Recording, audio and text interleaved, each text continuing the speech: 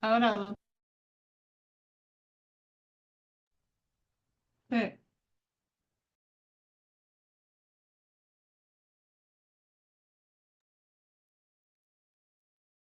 está. Hola, bienvenidas y bienvenidos.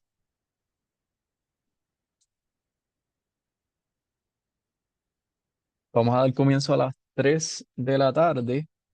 Mientras vayan conectando, se pueden ir presentándose en el chat. Como de costumbre, pueden colocar su nombre y si desean pueden compartir también a qué se dedican o dónde laboran.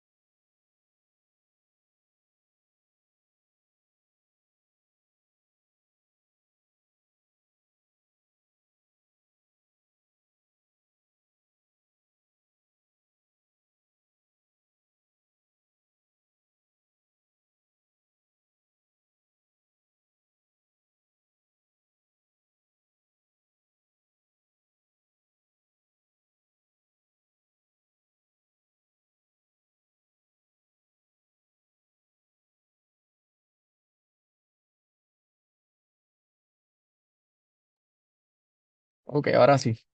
Buenas tardes, les damos la bienvenida a esta tercera serie de ECO sobre el cuidado de las personas adultas mayores. Mi nombre es Tito Orlando y yo voy a estar moderando la sesión del día de hoy y posiblemente las de los próximos jueves, si lo hago bien hoy. Espero que ustedes se encuentren bien. Para comenzar, pues como les había mencionado, quienes se estén conectando pueden compartir su nombre y si desean también pueden compartir a qué se dedican o dónde laboran. Y si hay más de una persona conectada en una misma cuenta o una misma computadora, es importante que escriban o presenten a ambas personas en el chat, por favor. Y muchas gracias.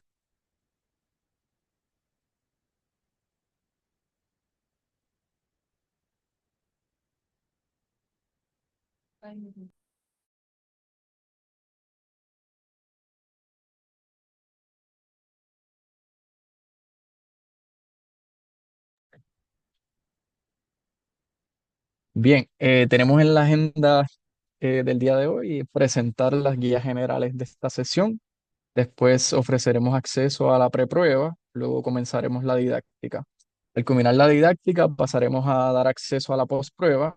Les daremos unos minutos para que la respondan y comenzaremos con la presentación y discusión del caso del día de hoy. Y pues como de costumbre, finalizaremos hablando un poco sobre la plataforma iEco, que muchos de ustedes ya conocen, algunos anuncios que tengamos pendientes y luego terminamos con el cierre. Bien, nos encanta que formen parte de la discusión, así que les invitamos a que participen de forma activa. Quienes se sientan en la comodidad pueden encender su cámara. Saben que durante la sesión pueden compartir sus experiencias sobre el tema que se esté discutiendo. De la misma forma, también siéntanse en la libertad de escribir en el chat durante la sesión. Preguntas, dudas, comentarios o inquietudes, estaremos atendiéndolas en conjunto, ¿vale? Como ya saben, esta sesión también está siendo grabada para fines educativos.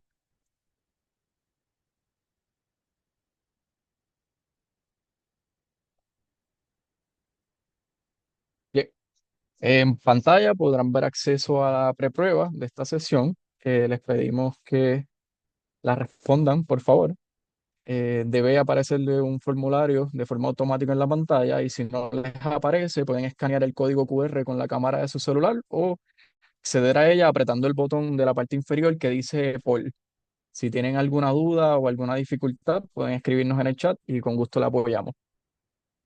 Gracias.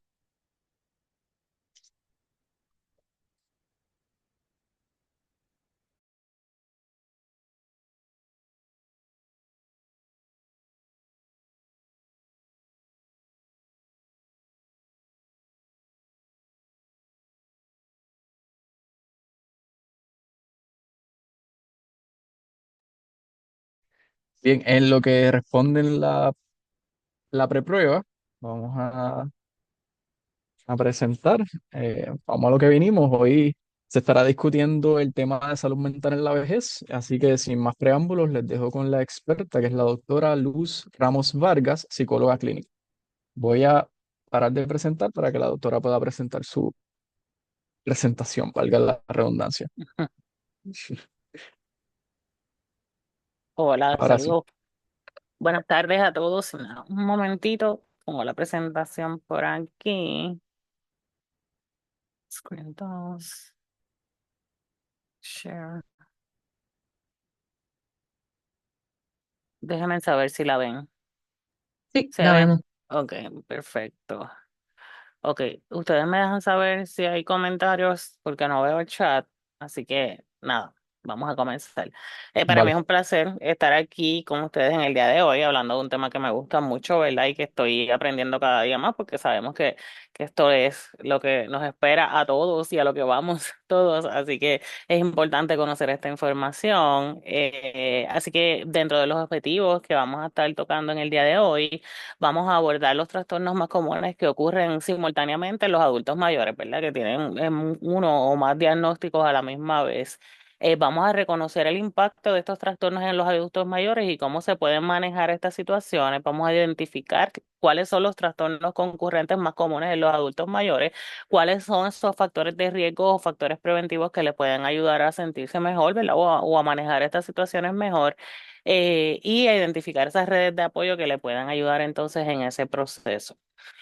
Siempre me gusta empezar dando un poquito de información básica o estadística, podríamos decir, o información importante que nos va a ayudar a entender cuál es la situación que ellos están viviendo, ¿verdad? Y ya yo sé que tomaron dos talleres anteriores donde hablaron del edadismo y de las situaciones gerontológicas en el proceso, pero pues sabemos y entendemos que a medida que las personas están envejeciendo, pues muchas veces pueden experimentar muchos más trastornos concurrentes o a la misma vez que afectan la calidad de vida, ¿verdad? Y ahorita vamos a explicar un poquito más la definición de esto, pero lo importante de por lo que hablamos esto y por lo que lo explicamos es porque esta comorbilidad dentro de los diagnósticos se asocia con unos síntomas que elevan entonces ese deterioro funcional entre los pacientes, disminuye la duración y la calidad de vida y aumenta mucho más los costos de estos tratamientos que ellos están recibiendo, por lo que se han demostrado que estos modelos que son de atención integrado, ¿verdad? Donde reciben el servicio, como muchos de los centros que ustedes trabajan, según lo que estaba viendo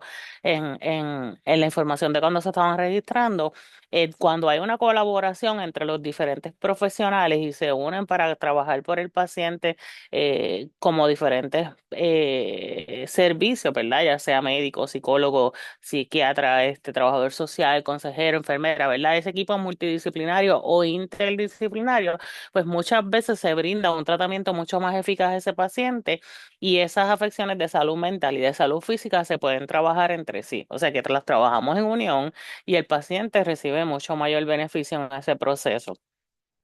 ¿Y cuáles son esos factores principales que pueden llevar a este adulto mayor a presentar esas dificultades o esos trastornos concurrentes? Pues mira, muchas veces vienen en las condiciones físicas de salud normal del envejecimiento, ¿verdad? O de las condiciones de salud naturales que llegan, cambios a nivel cognitivo, que eso es de lo que vamos a estar hablando hoy, el retiro o la pérdida de empleo. Sabemos que muchas personas cuando se retiran o terminan un trabajo, pues no saben cómo manejarlo, ¿verdad? Dicen que se prepararon para el retiro, pero realmente no están preparados en el proceso y se les dificulta aceptar las situaciones que vienen al respecto.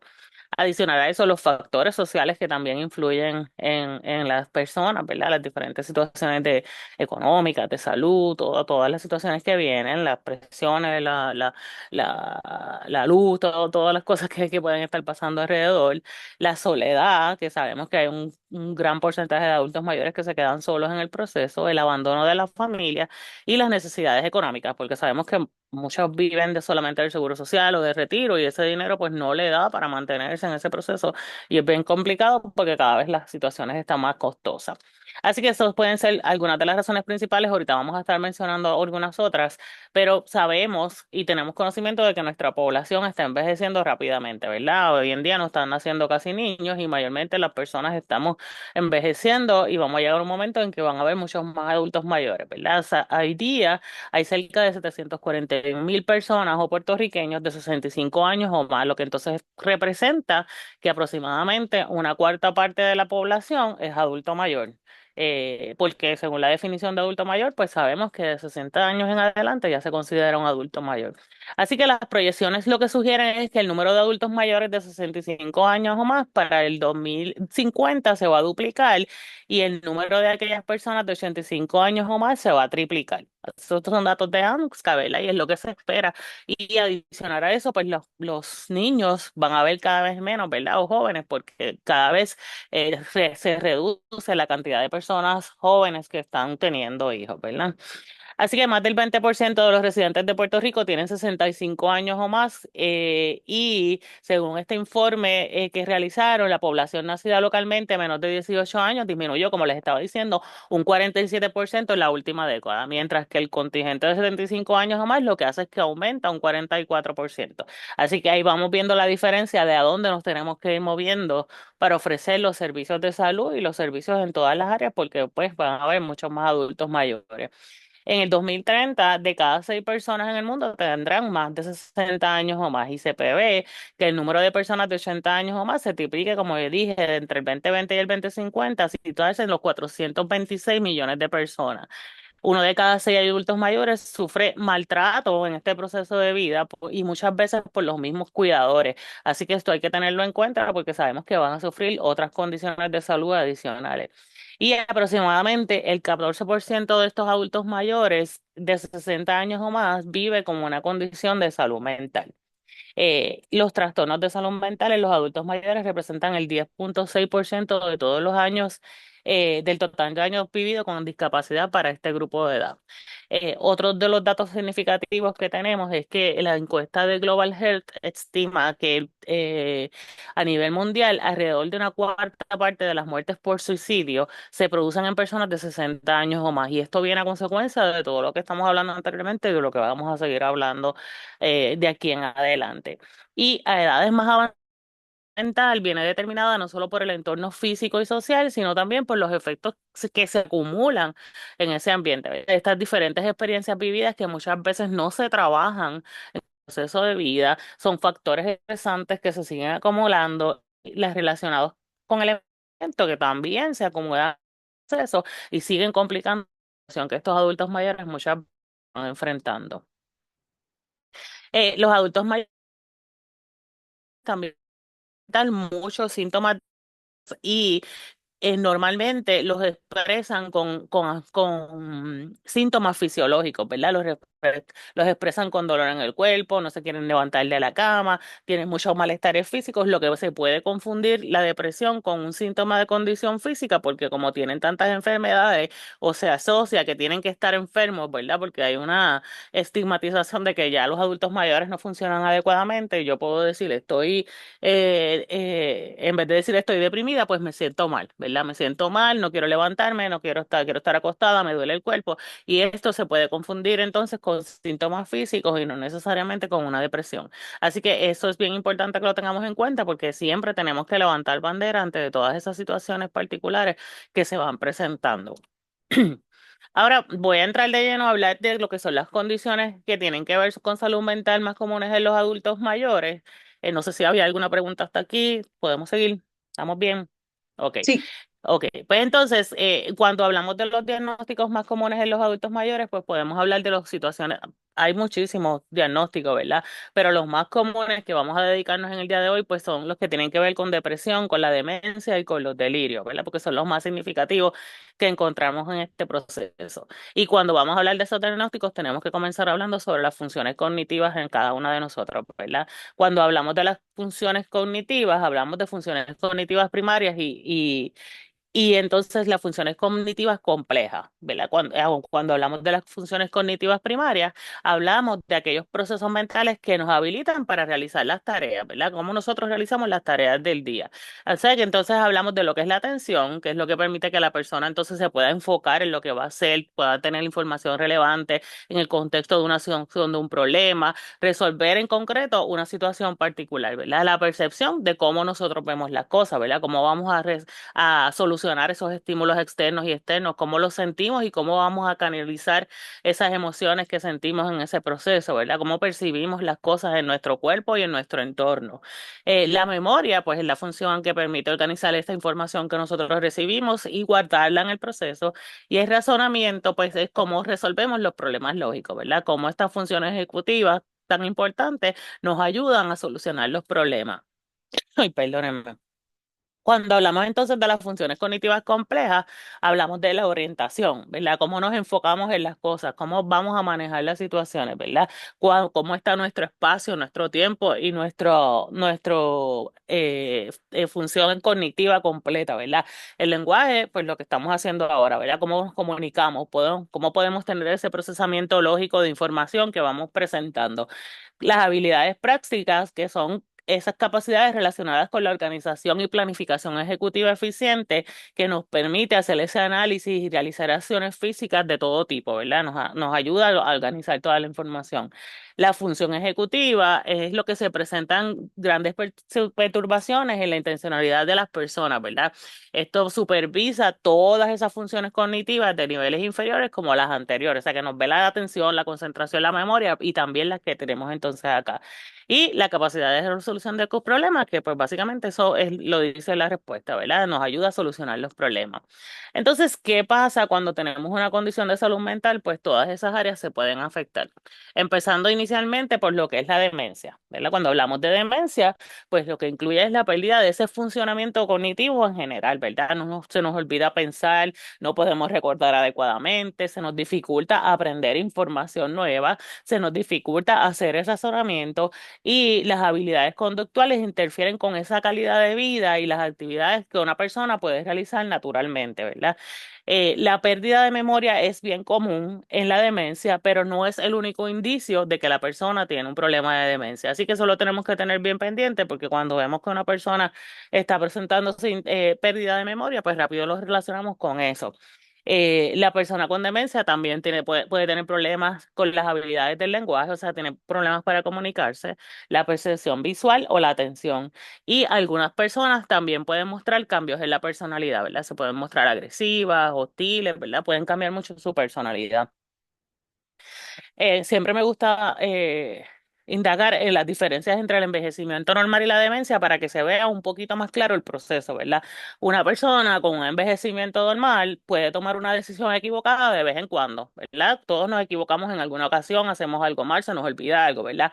Pero una persona con demencia tiene una falta de juicio o se le dificulta tomar decisiones o las toma equivocadamente es la mayor parte del tiempo. En el caso de olvidarse de hacer un pago mensual, pues a una persona se le puede olvidar hacer el pago normalmente, ¿verdad? Pero una persona que tiene demencia se le olvida pagar las facturas constantemente, ¿verdad? No tiene esa preocupación constante de que tiene que pagar sus pagos mensuales. No recordar qué día es y acordarse más tarde. No saber, en el caso de la persona con demencia, no sabe qué día estamos, no sabe la época del año, no sabe la fecha en que vive, ¿verdad? No se le hace fácil esa información. En el caso de la persona con un envejecimiento normal, no sabe qué palabras usar en el momento, ¿verdad? Pero entonces en el caso de la persona con demencia, tiene dificultad para mantener una conversación concreta. Y en el caso de la persona de un envejecimiento normal, se le pierden las cosas de vez en cuando, pero una persona que tiene demencia, pues pierde las cosas a menudo y no puede encontrarlas.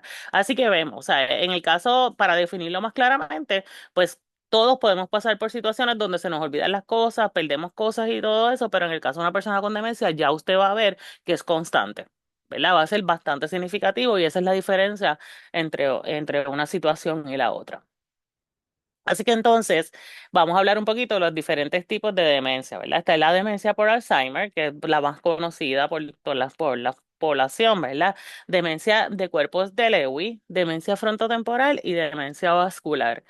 En el caso de la demencia por Alzheimer, pues estamos hablando de un trastorno del cerebro que evidentemente lo que va haciendo es destruir la memoria y las habilidades del pensamiento, ¿verdad? Con el tiempo se va dificultando la capacidad para que la persona pueda realizar las tareas más sencillas y en la mayoría de las personas con esta enfermedad los primeros síntomas aparecen más tarde en la vida, mayormente a los 65 años es que se empiezan a ver estos síntomas, ¿verdad? Se sugiere que más de 6 millones de personas en Estados Unidos están padeciendo de Alzheimer ahora mismo y actualmente es la séptima causa causa de muerte en los Estados Unidos y la forma más frecuente de la demencia en las personas mayores. Así que es la más común que tenemos conocimiento. Les muestro aquí un cerebro, el de la izquierda es el cerebro, digo, de la izquierda si estamos de frente a la pantalla, es un cerebro sano versus un cerebro con una persona que tiene Alzheimer, ¿verdad? Así que esto son pruebas de reales, ¿verdad? Que se visualizan y demuestra cuánto daño hay en el cerebro en ese caso.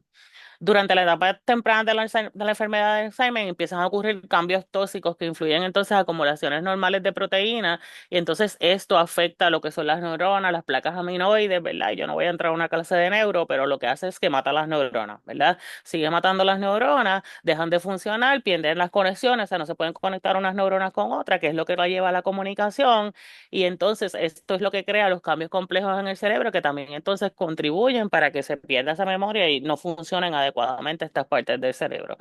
Inicialmente ocurre en el hipocampo, ¿verdad? Que es donde guardamos esa información de la memoria y en la corteza entorrinal y las partes del cerebro que son esenciales para guardar, ¿sabes? Ahí es que se guarda la información y esas son las partes que mayormente se afectan, por eso es que a las personas con Alzheimer se le dificulta mucho guardar información nueva.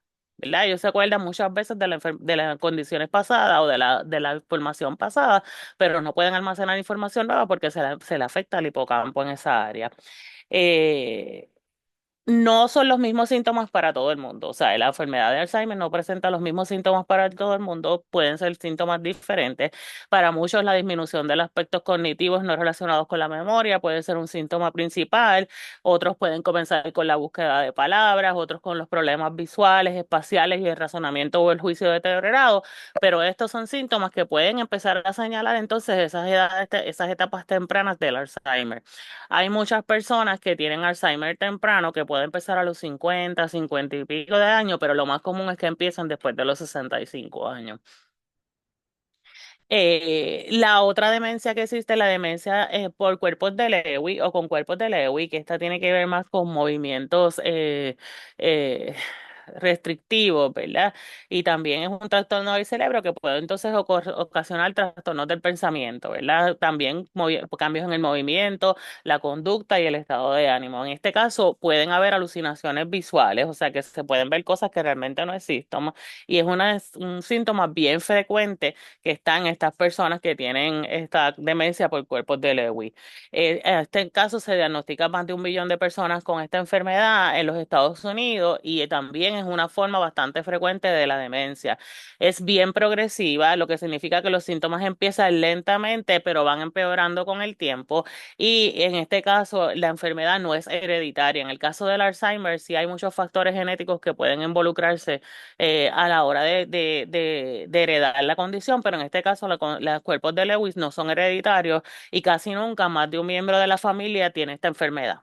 Así que si usted tiene algún familiar, pues por lo menos esta demencia no es significativa para que se vaya a tener en factor genético.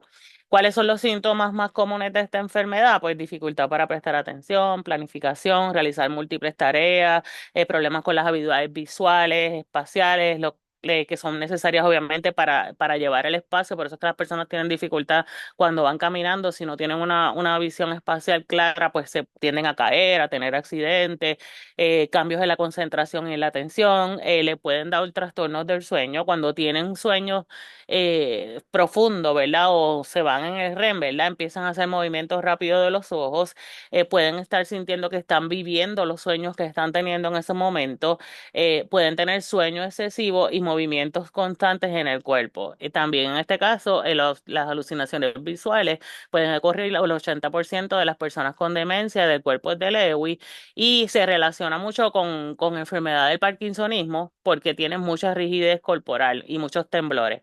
Así que por eso es que también se desarrolla la parte motora, se les afecta mucho.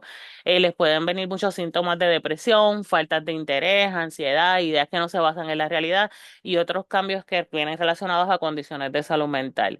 También tienen pobre sensibilidad ante lo que es el calor, el frío, mareos constantes, poco sentido del olfato y otros cambios en las funciones del cuerpo.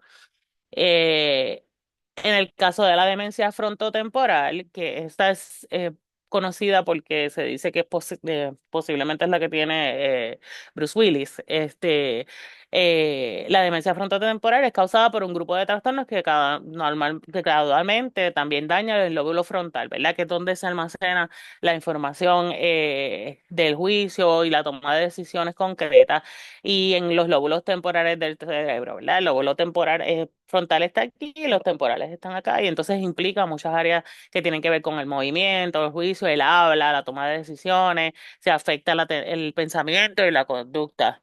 Las personas en este caso pueden crear comportamientos inusuales, problemas emocionales, dificultad para comunicarse, tienen, obviamente no pueden trabajar adecuadamente, tienen problemas para caminar y aproximadamente el 60% de las personas con demencia frontotemporal empieza entre los 45 y 64 años, o sea que en este caso empiezan más joven que las anteriores. En este caso, tiene mucha relación con lo que es la fascia progresiva primaria, que esto es la capacidad de comunicarse correctamente, ¿verdad? No pueden hablar, no pueden leer, no pueden escribir, no pueden comprender lo que otros le dicen. Y hay una demencia frontotemporal con variante conductual, que es el trastorno frontotemporal más frecuente que ocasiona cambios en la personalidad y la conducta. O sea que se le hace difícil, crea muchos cambios en la personalidad y en el manejo de las emociones adecuadamente. Hay dos tipos de trastornos de movimiento asociados con este trastorno frontotemporal. Uno tiene que ver más con el hecho del parkinsonismo y el movimiento del cuerpo y la otra con la esclerosis lateral amiotrófica. Así que estos pueden variar dentro de un trastorno y otro. Ahí están los lóbulos donde mayormente se afecta, como les mencioné. Y entonces, ¿cuál es la causa? Pues este tipo de demencia tiene cantidades de formas anómalas de proteína, ¿verdad? Que mayormente lo que quiere decir esto es que también sigue afectando la proteína a las neuronas, le causa daño a estas neuronas y muchas de ellas mueren en el proceso y no se comunican entre sí. ¿Cuáles son los síntomas principales de la demencia frontotemporal? Pues menos energía, falta de motivación, falta de interés, falta de consideración a las demás personas. Hay personas que pueden tener mayor interés sexual, hay conductas inapropiadas impulsivas, pueden repetir la actividad de una palabra, estar repitiendo lo mismo constantemente, perdón, cambios en las frecuencias alimentarias, pueden comer impulsivamente o dejar de comer, no se cuidan o no se hacen una higiene adecuada,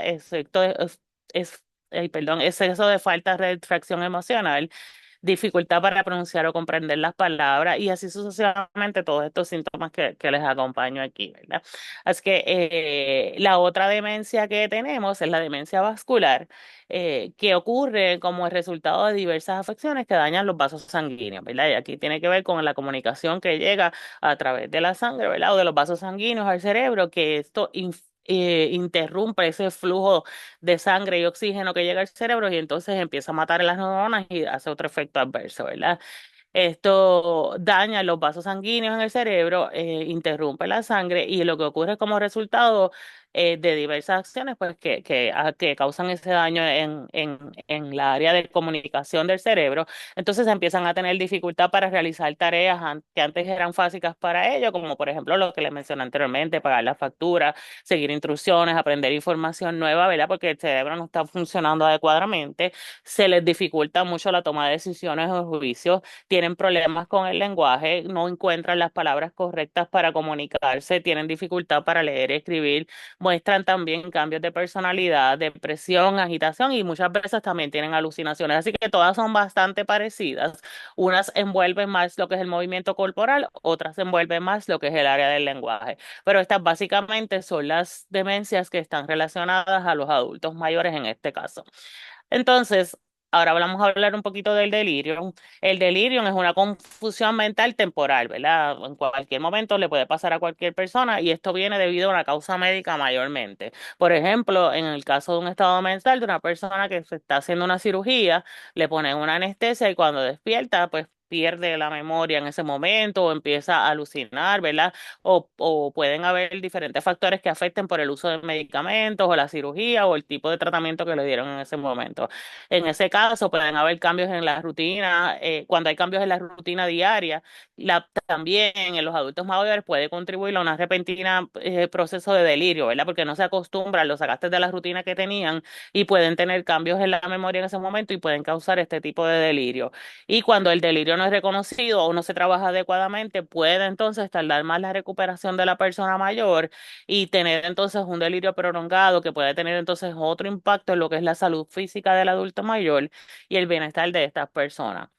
¿Cuáles son los signos y síntomas en este caso? Pues confusión, cambios frecuentes, pérdida de memoria, incluyendo eventos recientes o nombres de las familiares, disminución de la atención y la concentración, pérdida de alerta de personas que vienen y van, dificultad para dormir, cambios en su manera de dormir, movimientos lentos o mucha inquietud en el proceso y cambios en el modo de hablar, como diciendo o teniendo comunicaciones que normalmente no tienen sentido en el proceso. Así que ¿cuáles son los factores precipitantes de estos efectos? Pues mira, puede ser que sea influenciado por maltrato que hayan recibido las personas mayores, que le han hecho algún tipo de daño, discriminación por edad o edadismo, ¿verdad? Demencia, como ya les mencioné, abandono de los hijos, aislamiento social, ¿verdad? Se quedan aislados y van perdiendo ese proceso, muerte de familiares cercanos y de sus hijos. Ustedes saben que cuando los adultos mayores se van enfrentando a situaciones de pérdida de personas que son significativas para ellos o que tienen más o menos la misma edad de ellos, empieza la preocupación constante de que pues el próximo puedo ser yo, ¿verdad? La próxima persona que se puede ver afectada en ese proceso soy yo, o me toca, ¿verdad? Porque tenía la misma edad que yo, así que empieza esa preocupación constante que los puede llevar entonces a sentir otros síntomas y estas condiciones se pueden empeorar en ese proceso.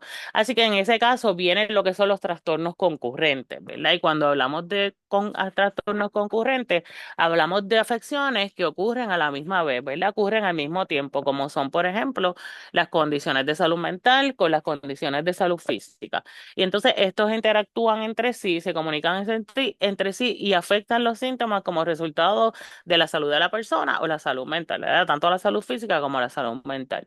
Un ejemplo de esto puede ser unas enfermedades crónicas, como por ejemplo la diabetes, la alta presión, las enfermedades cardiovasculares que se complican con enfermedades psicológicas, ¿verdad? Como por ejemplo la hipertensión y la depresión, ¿verdad? El Alzheimer y la diabetes tipo 2, la osteoartritis y la demencia, ¿verdad? Una enfermedad crónica como un trastorno psicológico, una enfermedad neurodegenerativa como es el Alzheimer con los trastornos metabólicos y los trastornos esqueléticos versus los trastornos cognitivos, ¿verdad? Así que están relacionadas unas con otras y se pueden ver relacionadas unas con otras.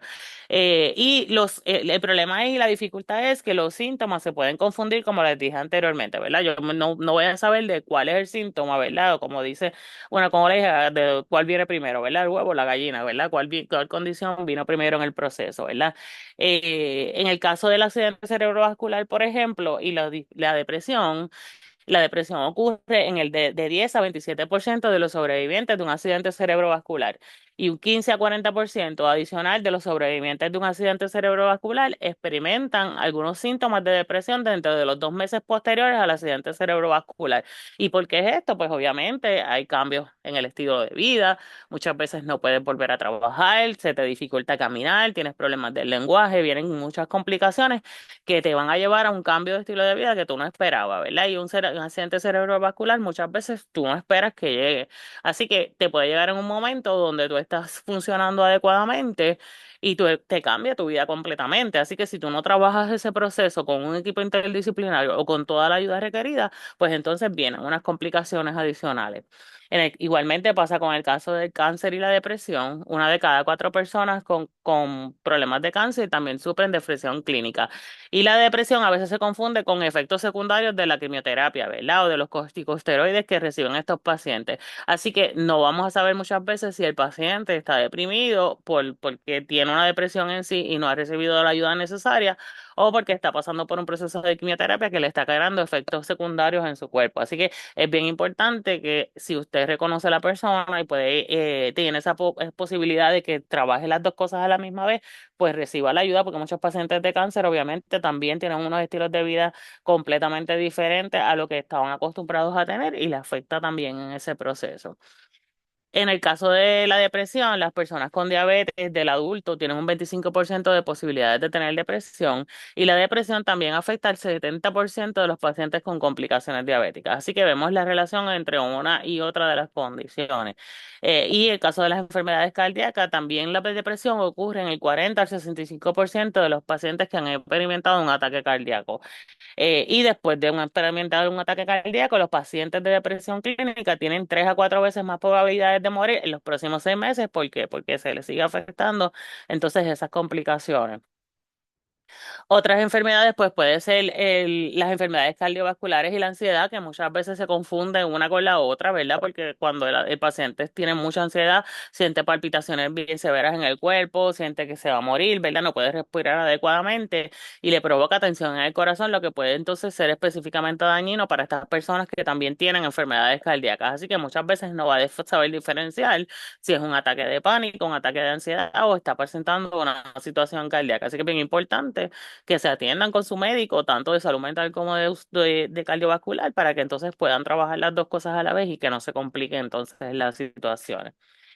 Otras enfermedades que son concurrentes, pues dolor crónico y el trastorno del sueño, ¿verdad? Y aquí viene también el uso de medicamentos, que lo vamos a hablar ahorita.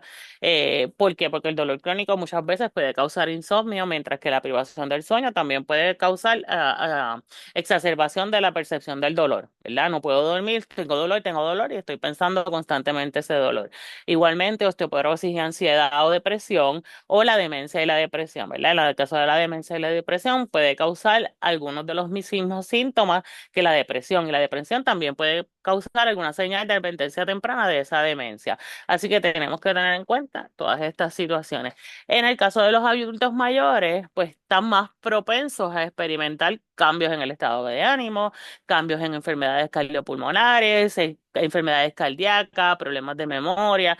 Y entonces también asumimos a esto el uso de medicamentos o el uso de sustancias que pueden empeorar estos trastornos y exacerbar esas consecuencias y esas conductas negativas de ese consumo que tiene sobre la salud de ese paciente, ¿verdad?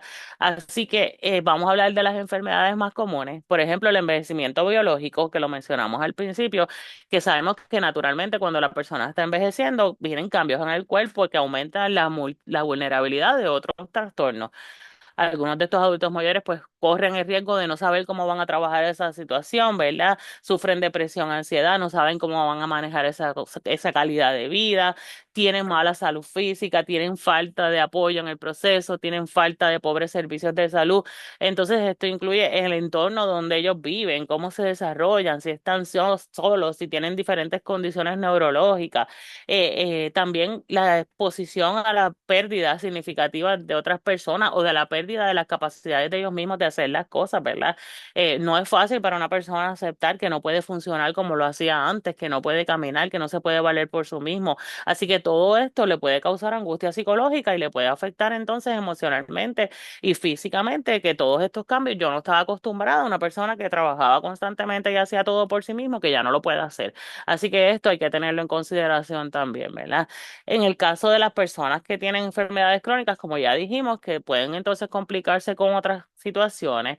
En el caso de los adultos mayores que se afecta o que realmente siempre tuvieron una inactividad, una inactividad física o se quedan en su casa, muchas personas cuando se retiran se quedan en su casa viendo televisión, no hacen ninguna actividad, no salen, no tienen una dieta adecuada, tienen dieta poco saludable, se aíslan de la sociedad porque ellos solamente compartían con sus compañeros de trabajo y ya no tienen con quién compartir, o desarrollan más estresores por las situaciones económicas, por las situaciones de los hijos, por 20 cosas que le vienen alrededor que no pueden manejar y entonces esto afecta su estilo de vida una vez se van retirando en el proceso, ¿verdad? Adicionalmente, el uso de las polifarmacias, ¿verdad? Sabemos que los pacientes muchas veces tienen que tomar múltiples medicamentos en el proceso, que esto aumenta el riesgo de las interacciones con los efectos secundarios que esto pueda tener, ¿verdad? Así que eso también es una complicación fuerte para esos pacientes. Y los factores de riesgo, como les dije ahorita, que vienen asociados a la vida diaria, ¿verdad? El entorno físico-social, las situaciones que vienen. y los eventos adversos que ellos tienen, como por ejemplo el duelo, como ya les dije, ¿verdad? La reducción de los ingresos, el menor sentido de propósito con la jubilación, no sé qué voy a hacer, no sé con quién compartir, la soledad, mis hijos se fueron, viven en Estados Unidos, yo estoy solo en el proceso, ¿verdad? El maltrato que recibe muchas veces los cuidadores primarios. Son cuidadores primarios de otros adultos mayores. O sea, porque venga encima de que si estamos hablando de que aumenta el tiempo de la edad de estas personas, también aumenta que tienen que cuidar a sus adultos mayores. O sea, que ustedes ven que hay personas de 65 años o más cuidando a una persona que su mamá o su papá o algún hermano, ¿verdad? Que tienen la responsabilidad de cuidarlo cuando él tiene un montón de complicaciones de salud y esto hace que no se pueda atender adecuadamente porque se complica más la cosa, ¿verdad? Tiene menos tiempo en el proceso de oportunidades para realizar. Eh, los problemas adicionales, pues el deterioro, la coordinación, muchas personas no tienen el mismo movimiento, no tienen la misma capacidad de análisis de juicio y todo esto puede causar entonces otros problemas adicionales para moverse, las caídas constantes que pueden tener y muchos otros riesgos en la salud en ese proceso. Esto pues lo hablé ahora mismo, ¿verdad? La toma de medicamentos que, en estos grupos etarios, lo que puede entonces hacer una exposición mayor a los índices potencialmente adictivos y esto viene arriesgado no solamente a la cantidad de medicamentos que usan, sino que los usan constantemente, ¿verdad? Sabemos que muchos de estos adultos mayores toman muchos medicamentos que están relacionados a los opioides o a las benzodiazepinas para manejar estos estresores y muchas veces se los toman como no es debido porque no saben los daños que esto puede realizar y esto le puede crear un efecto adverso. Por ejemplo, cuando hablamos de las estadísticas de AMSCA del 2022, este slide como que se movió durante el 2019, Puerto Rico, los proveedores de servicio en Puerto Rico emitieron de más de 4.3 millones de recetas y el 19% incluye al menos una categoría de opioides, ¿verdad? Y sabemos cuáles son los riesgos de los opioides que tenemos en este y la adicción que crea este medicamento, ¿verdad? En Bayamón, las recetas con opioides incluidos fueron el 20%, un poco más alto en comparación con la frecuencia de toda la isla. Y los principales medicamentos recetados fueron tramadol, oxicodona, fentanilo, paracetamol, codeína, representando el 77.77 de todas las recetas dispensadas en la isla. O sea que si estamos viendo todos esos medicamentos, la mayoría son medicamentos que son opioides. Y sabemos todos esos efectos adversos que eso puede tener. ¿Y para qué se manejan mayormente estos medicamentos? Para el dolor agudo, ¿verdad? Cuando la persona tiene un dolor crónico, pues el doctor se supone que le receta ese medicamento, pero entonces se confunde lo que es el proceso del dolor agudo versus el dolor crónico. Y no se explica en el proceso hasta dónde tú puedes estar utilizando ese tipo de medicamento, ¿verdad? Un dolor agudo es un dolor que es adaptativo. Al general, pues tú puedes tener ese dolor constantemente ahí, pero tienes que aprender a manejarlo con otras estrategias que te ayuden a manejar el dolor y que no puedas entrar en un uso de opioides constante, ¿verdad? Versus un dolor crónico, que quizás es un dolor, pues tienes un dolor de piedra, tienes un dolor de una operación, te rompiste una pierna, ¿verdad? Y está asociado a unas condiciones más físicas, ¿verdad? Entonces, si yo no aprendo a manejar lo que es el dolor agudo o el dolor crónico y estoy constantemente utilizando medicamentos controlados para esos dolores, pues no lo voy a poder manejar adecuadamente, ¿verdad? Y entonces, ¿qué otras estrategias pueden tener? Porque tienen que manejar el dolor de alguna forma, ¿verdad? Pues se pueden los médicos encargar de enseñarles otro tipo de medicamentos que no sean opioides, ¿verdad? O estrategias que no sean farmacológicas, como por ejemplo utilizar hielo, acupuntura, mindfulness, baños, o sea, cualquier cosa que le pueda ayudar a la paciente en el manejo del dolor, tratamiento quiropráctico, ¿verdad? Utilizar solamente el tratamiento de opioides solo si se ve que es súper beneficiosa para la persona, porque no estamos diciendo que no lo puedan utilizar, pero que lo utilicen por un tiempo determinado para que el paciente evite esos riesgos de caer en el uso continuo del medicamento, ¿verdad? Que puedan utilizar recomendaciones similares. Además de los opioides, como por ejemplo acetaminofén o algún otro medicamento para el dolor, que tengan un juicio clínico individualizado centrado en el paciente, ¿verdad? Que piensen en esos riesgos que le pueden causar a esas pacientes por ese uso excesivo de medicamentos y que creen guías adicionales para que puedan entonces dejarse llevar de otras alternativas que puedan manejar para el cuidado de ese paciente adecuadamente. Y adicional a eso, si le sumamos el uso de cannabis, ¿verdad? Que ahora se está vendiendo como medicinal y yo no voy a entrar aquí en el juicio de si es bueno o malo, pero estamos hablando de que la persona no recibe una receta donde le dicen tú te vas a tomar 2 pastillas de cannabis diaria 3 veces al día. No, el paciente recibe una licencia donde va a al laboratorio y en el laboratorio él compra todo lo que le da la gana. ¿Verdad? Y le dicen, depende de los chavos que tú tengas, tú puedes comprar lo que tú quieras. Y entonces no sabe qué es lo que está usando, no sabe qué tipo de cannabis es, además de las dosis de cannabis que son excesivamente altas, y eso le puede hacer una interacción con otros medicamentos que el paciente esté tomando. Así que es una complicación mayor que tenemos en el uso de medicamentos y que mucha gente los está recomendando para dormir, para la ansiedad, para 20 cosas, ¿verdad?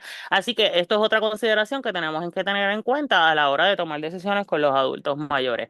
Encima de eso, pues tenemos muchos adultos mayores que están utilizando cigarrillos, ¿verdad? Que también esto le puede causar un accidente adicional, le puede causar más riesgos de muerte por el afecto de los pulmones, ¿verdad? Y todas las complicaciones de salud que están viniendo en el proceso. Los Centros del Control de Prevención de Enfermedades del CLC reportan que el 2017 aproximadamente 8 de cada 100 adultos de 65 años o más fumaban cigarrillos, lo cual aumentaba entonces el riesgo de esas enfermedades cardíacas. Lo bueno de esto es que si la persona deja de fumar, tiene mayor probabilidad de vida, tiene una buena expectativa de vida porque esos pulmones todavía pueden mejorar. Y las personas que están un año sin fumar, muchas veces los exfumadores reducen la mitad de sus riesgos de cardiopatías o de enfermedades coronarias. Así que eso es algo positivo que nosotros le podemos decir a nuestros pacientes para que tomen la decisión entonces de dejar de fumar. Adicional a esto, si se me acabó el tiempo, me dicen, porque no sé cuánto tiempo me queda. Este, Estamos bien, estamos bien. Ok, perfecto. Adicionar a esto, el uso de alcohol, ¿verdad? Vemos que hay un aumento bastante grande en el consumo de alcohol en los adultos mayores, porque ya son libres de hacer lo que ellos quieran, ¿verdad? Tienen el acceso disponible al alcohol, ¿verdad?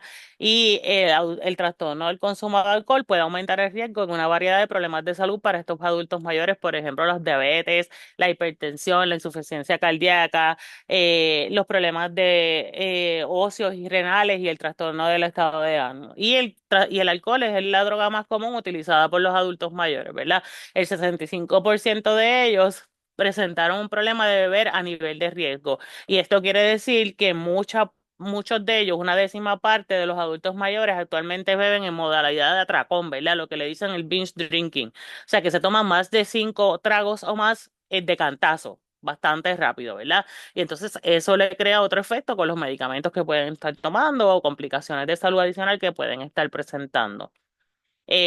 Otra situación particular es la adicción a los juegos. ¿Ustedes han visto alguna vez los casinos en Puerto Rico, ¿verdad? En Puerto Rico y en Estados Unidos, ¿de quién están llenos? De adultos mayores, ¿verdad? ¿Por qué? Porque si yo estoy sola en mi casa, no tengo a nadie. Y yo llego al casino y ¿qué es lo primero que me hacen? Me dan un cafecito, me dan un sandwichito, me tratan bien, me buscan una maquinita, me acomodan, después me dan un trago, ¿verdad? Y me tratan como si fueran familia mía, pues ¿para dónde yo me voy a ir? Para el casino, ¿verdad? Me voy a estar allí porque allí yo voy a estar chilling como si fuera el sitio ideal, ¿verdad? Y entonces gastamos dinero en exceso, además de que consumimos alcohol, lo tenemos disponible, consumimos alimentos que no son adecuados para nuestra salud, ¿verdad? Y eso crea otras complicaciones, ¿verdad? Adicional a eso, crea compras compulsivas porque estamos gastando el dinero que muchas veces no tenemos y crea otras complicaciones y crea conductas compulsivas de juego. También la adicción a la comida, como hablamos anteriormente, puede afectar en este caso de conductas comportamentales porque no me alimento bien, me como lo que me den porque es lo que tengo, ¿verdad? Y todo eso afecta, ¿verdad? Y entonces el juego patológico del que estábamos hablando en la tercera edad puede tener un impacto significativo en la salud financiera, ¿verdad? Le crea problemas familiares y emocionales a las personas mayores. ¿Por qué? Porque gastan todo su dinero en el casino o en estos juegos y entonces después no tienen ingresos adicionales para pasar el mes, porque muchas veces estos adultos mayores lo que vive es de lo que le llega del seguro social, como dije anteriormente, y entonces le crea entonces conflictos familiares porque se quedan sin comer, se aíslan, ¿verdad? Se van exacerbando esos problemas de salud que está teniendo porque muchas veces no van al médico por no gastar el dinero, ¿verdad? Así que esas son complicaciones adicionales que va a tener. Y entonces, ¿qué se espera? ¿Qué es lo que nosotros esperamos lograr en este proceso, ¿verdad? Que lleguemos a un envejecimiento saludable. que esto que es un proceso de continua optimización de oportunidades para que estas personas puedan mejorar la salud física y mental y la independencia, que sean personas independientes a largo plazo, que tengan una buena calidad de vida, ¿verdad? Así que estén bien en el proceso, que lleguemos a cuando seamos adultos mayores, pues que lleguemos saludables y sanos en ese proceso, ¿verdad? Eh, en la organización ay, se me olvidó. Psicocinéstica de Salud nos dice que la época del envejecimiento saludable en el 2021 al 2030 declaró para la Asamblea General de las Naciones Unidas estrategias para construir una sociedad de las edades que vivan saludables, ¿verdad? La Organización Panamericana de la Salud. Ellos son los que crean esta agenda y hicieron un plan de envejecimiento saludable y es lo que se supone que vamos a trabajar en este proceso, ¿verdad? Que tiene que ver eso, cambiar la forma en que las personas están pensando, que dejen de comunicarse inadecuadamente, que se vean como personas funcionales, que se vean como personas sanas, ¿verdad? Que puedan sentirse que están bien, que se fomenten que estas personas tienen la capacidad para seguir adelante, que no los vean como unas personas que no pueden hacer nada, ¿verdad? Que se les ofrezca una atención integrada en ese proceso, que puedan recibir los servicios de salud adecuados y que respondan esos servicios a las necesidades de los adultos mayores y que le presten atención a las necesidades de largo plazo. Esto fue yo creo que se lo van a compartir, entiendo, que son verdades que muchas veces los adultos mayores no reconocen, ¿verdad? Mira, viven en un hogar y hacemos las actividades del diario vivir, o sea, yo no tengo que depender de nadie si me siento saludable, ¿verdad? Puedo trabajar, puedo tener metas en el futuro, no quiere decir que yo no voy a estar con nadie, ¿verdad? Puedo crear cosas, puedo disfrutar mi sexualidad, ¿verdad? Puedo ser feliz con una pareja, puedo conocer gente nueva, puedo irme a janguear con amistades por ahí en un chinchorreo o bus, ¿verdad? Eso no me va a limitar el que yo sea un adulto maduro, que yo pueda hacer esas cosas, ¿verdad? Y puedo hacer las cosas que me gustan, me puedo ir a bailar, me puedo ir a escuchar música, puedo hacer. Tienen el acceso en ese enlace que tiene un montón de folletos que pueden compartir y que se pueden beneficiar de información, ¿verdad?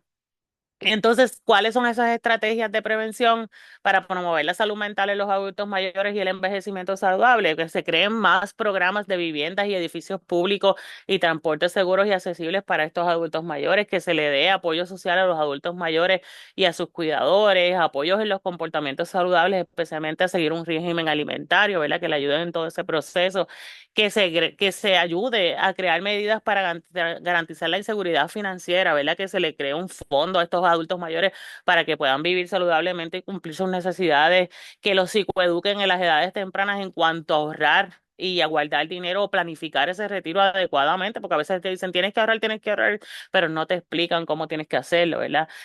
Orientarlos sobre otros empleos que ellos puedan realizar, ¿verdad? Mira, trabajar hasta las edades que se sientan productivos, no discriminarlos porque son mayores, que se planifique ese retiro de manera obligatoria, pero que se haga de fondos adecuados y con información adecuada, que se realicen charlas sobre actividades que ellos puedan realizar y que hayan centros de retiros en las áreas laborales para las personas retiradas o en proceso de que les puedan ayudar a brindar esos servicios después de haber dado tantos años de servicio.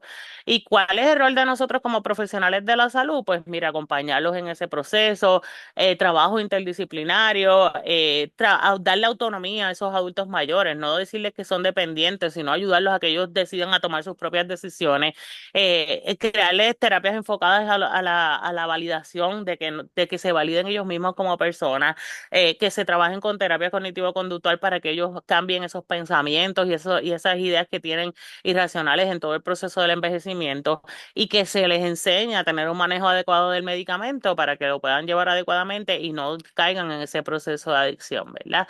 Y otras recomendaciones que se le pueda dar al adulto mayor, mira, duerme todo lo que te dé la gana, ¿verdad? Para eso estamos ahí, tú quieres descansar, no tienes que hacer las mismas tareas todos los días, descansa, no descuides tu tratamiento, ve a tus citas médicas, procura esos cambios de alimentación, reemplaza aquellos hábitos saludables y esas cosas que te hacen daño para que puedas estar adecuadamente en el proceso y puedas tener una vida sana y saludable.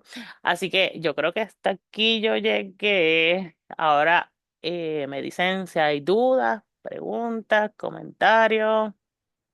Sí, pueden,